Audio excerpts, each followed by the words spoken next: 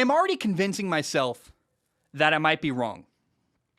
I have the New Orleans Saints going 8-9 this year. Their city is currently recovering from Hurricane Ida, and their team is currently recovering from everything they lost. Although the more I looked into it, I was like, man, you know what? I was talking myself off the ledge, and then I'm like, well, and then they made a trade for Bradley Roby. I'll break down all of that in just a moment. First of all, this team got decimated. They lost Hall of Fame quarterback Drew Brees. They lost defensive end Trey Hendrickson, wide receiver Emmanuel Sanders, tight end Jared Cook, corner Janoris Jenkins. They even lost some people from the front office and their coaching staff who left to get promotions. Like, do not mince words here. The New Orleans Saints lost a ton, and it cannot even properly be quantified because how do you like handle the value of Drew Brees and assistant coaches and, you know, two receiving weapons and people getting pressure on the quarterback and the corner. So there are a lot of pieces now that have not been replaced by the New Orleans Saints, but it's not all bad. There's still a lot of there's still a lot of good things about the New Orleans Saints to give praise to. First of all, their offensive line is really, really good. And this is what kind of gave me pause. I picked them to go 8-9, but I'm like, well, one of my philosophies, every time I talk about how to build a football team, I talk about how it's more important to build a good offensive line than it is to have skill players. Like, you know, you can draft Saquon Barkley for the Giants. You can draft a good receiver if you're the Cincinnati Bengals. But if your quarterback is getting sacked every play or your running back has no holes to run through, it doesn't matter how good your running back is or how good your receivers are.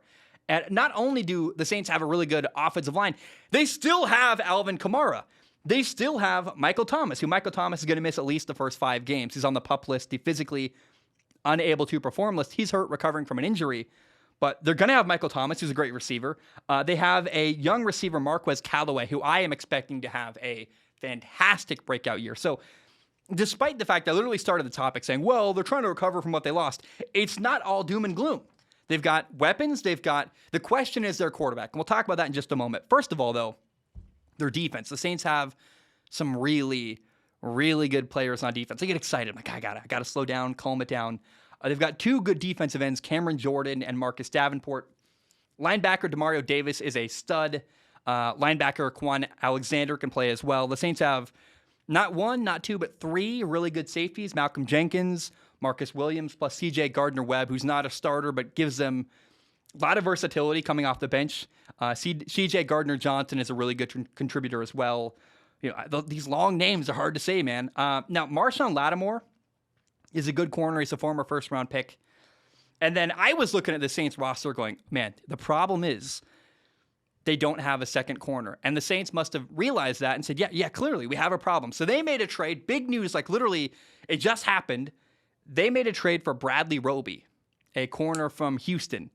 And that will fill a massive hole on their roster. They finally have a second corner. He's going to miss week 1 because of a suspension. But, you know, look, once he's back, he will really solve what would have been a very, very big problem for this football team. That move, plus, you know, me having some realizations about Jameis Winston, I went, well, you know, I might be, you know, cutting them a little bit short, actually, by saying they're going to go 8-9. So not having Michael Thomas for a while is going to suck. Missing Bradley Roby for week 1 will be hard, but like they'll recover. They'll be fine. Here's the real wild card for this season for the New Orleans Saints. Their starting quarterback, let me be clear, their new starting quarterback, Jameis Winston, is something that is either the dude is boom or bust. Like we don't know really how good he's going to be. And during my predictions, as I went through every week and I picked all the games, I played it safe. I had the Saints going 8-9. And then I thought about it. You know, I'd finished all my work. I literally sat down to record. And I went, you know what, though? Jameis Winston has a really good offensive line. And I always have this philosophy. If you have a good offensive line, you have a chance.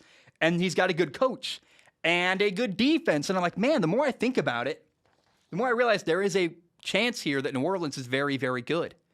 Everybody knows how talented Jameis Winston is. He's a former number 1 overall pick. He won the Heisman Trophy. He led the NFL in passing in 2019. Now, he has way, way, way too many interceptions. It's embarrassing, and he's kind of a meme for it.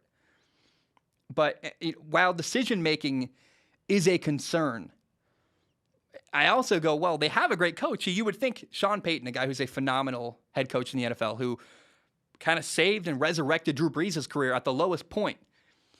Why can't we say he'll do the same for Jameis Winston? And then you think about, what did the Saints really lose this year? Well, the Saints lost, they still have a good defense, so they didn't lose anything there. They lost Emmanuel Sanders, an aging receiver. They lost a tight end, Jared Cook. Okay. They still have a great offensive line. They still have two good receivers. By week 8 or 9, they're going to have Marquez Callaway and Michael Thomas. They'll be fine. So what they really lost was Drew Brees. Drew Brees retired. But here's the thing. Drew Brees was aging.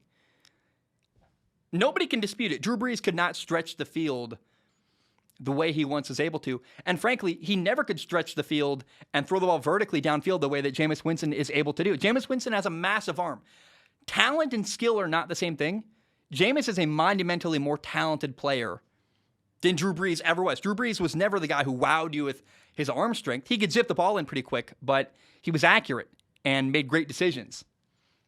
So it's very possible that because Drew Brees was getting older, was declining with his age, you could say maybe Drew Brees was actually potentially holding this offense back a little bit at the end of last year.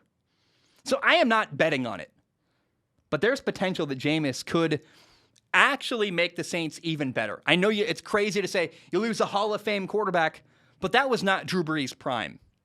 That was Drew Brees in his 40s, like really kind of starting to decline at the end of his career. There's a reason why he retired. And so I predicted the Saints to go 8-9 this year. And then I thought about it. And that's the danger, right? You go, let me reconsider. So there's a couple swing games that could really have an impact on how their season goes. Washington week 5, Seattle week 7, Tennessee week 10. And if they win a couple of those games, maybe they win the final game of the year against, I believe, Atlanta, 8-9 could very easily become an 11-6 record or even a 12-5 final record if Jameis Winston is really, really good. So I thought about it and I went, man, there's a chance here that they could be great. And the more I thought about it, the more I'm like, I might regret not believing in Jameis Winston. So I wanted to put that out there. I guess I have fear of missing out, right? I have fear of missing a chance. I guess it's my ego. I have fear of a chance to maybe miss out on looking good for predicting Jameis Winston to be great. So I guess this way I'm kind of playing both sides. I'm like, well, I'm cautiously optimistic. I don't know, man. I cannot wait to see what happens. The talent is there. There's a great offensive line. There's some good weapons around Jameis Winston. Alvin Kamara's phenomenal. Great receivers. A good defense. It is possible that Jameis Winston has an amazing year. And it'll be really fun to watch. They play his old team, Tampa Bay, week 8 and week 15. And, what if Jameis beats Tampa Bay and says, I just needed help. I needed a good coach. You bailed on me too. I don't think it's going to happen. They're not going to have any regrets. Tampa Bay moved on, got Tom Brady, won a Super Bowl.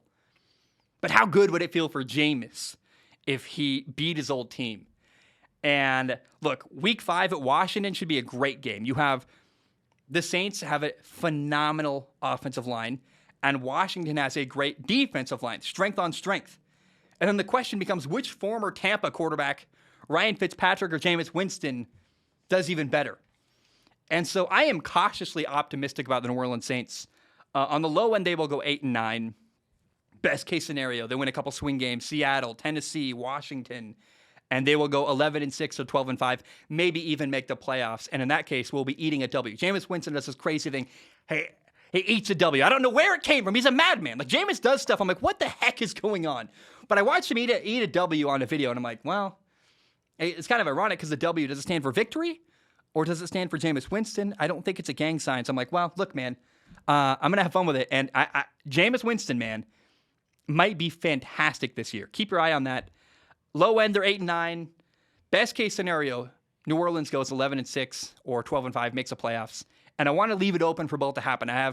It's the only time in my predictions where I'm going to leave things open-ended and say, we'll see what happens. It feels like too big of a wild card, and almost literally 31 of my 32 prediction videos on YouTube will say, blank team will go this, and just picking a side, stating a record. This is the only team ever in the history of my predictions where I'm not picking a final record. Because I look, 8-9 is what I landed on, but I thought about it and went, you know what?